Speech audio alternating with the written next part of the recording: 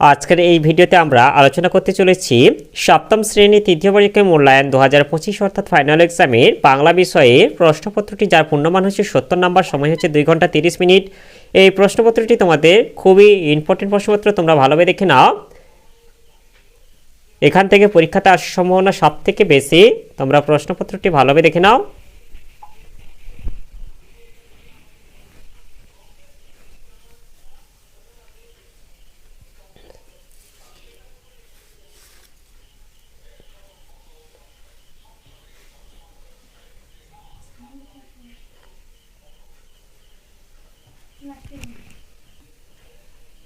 প্রশ্নপত্রটি তোমরা খুবই তাড়াতাড়ি সমাধান করে নেবে।